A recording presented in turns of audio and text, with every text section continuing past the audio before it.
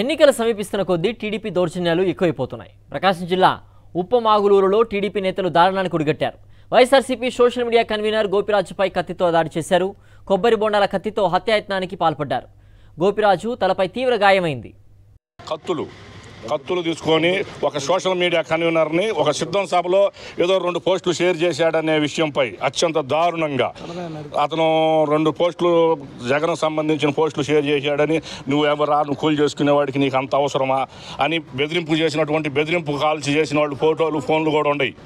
అదే గోపిరాజు యాదవ్ గత 10 రోజుల క్రితమే మాకు తెలియపరిచాడు, వచ్చి మా మండల నాయకత్వానికి తెలియపరిచాడు. దీనిపై మేము మా అధిష్టానానికి ఫిర్యాదు చేస్తాం, ఎస్పీ గారిని కలుస్తాం, న్యాయ పోరాటం ఎంత దూరమైనా వెళ్తాం. వైఎస్ఆర్సీపీ అంటే శాంతియుతంగానే మేము ముందుకు వెళ్తాం.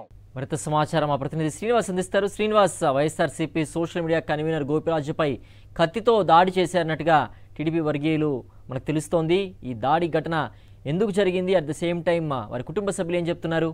అప్డేట్స్ ఏంటి?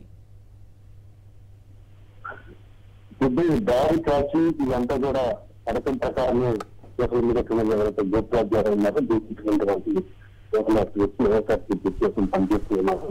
దారి కాచి అతను చేస్తుంది అతను వేసినటువంటి వైఎస్ఆర్ శాంతి గారు మొదటిగా యాక్టివ్ గా ఉండడం నేర్చుకున్నటువంటి టీడీపీ పాలక నేతలు ఒకసారిగా 5 వ్యక్తులు దాడి చేసి కష్టంతో బలంగా నరకడంతో ఒకసారిగా ప్రధాని హాస్పిటల్లో ట్రీట్మెంట్ తీసుకుంటున్నారు. 12 కుట్లు పడినట్టుగా వైద్యం చెప్తున్నారు. ప్రస్తుతం అభ్యంతి నుంచి ఒంగోలుకి రెఫర్ చేసినట్టుగా డాక్టర్ చెప్పినటువంటి పరిస్థితి. ఇంకా చూస్తుంటే 2 అంతా కూడా మన అదే నియోజకవర్గంలో సిద్ధమ సభ జరిగింది. సిద్ధమ సభలో యాక్టివ్ గా ఉన్నటువంటి గోపిరాజు యాదవ్ కొంత సోషల్ మీడియా కూడా యాక్టివ్ గా వైఎస్ఆర్ కాంగ్రెస్ పార్టీని ప్రమోట్ చేసే విధానాన్ని ఎంచుకున్నారు. దీంతో ఒకసారిగా నేర్చుకోలేకపోయినటువంటి అదే గ్రామానికి వెళ్ళినటువంటి గ్రామానికి వచ్చినటువంటి టీడీపీ నేతలు ఒక పథకం ప్రకారం 10 రోజులుగా గోపిరాజు యాదవ్ ని వెంటాడుతూ వస్తున్నారు. ఫోన్ చేసి బెదిరించే కూడా చేసినట్టుగా ఉంది. దీన్ని కూడా గతంలో కూడా ఇలాంటి బెదిరింపులు కూడా చేసినప్పటికీ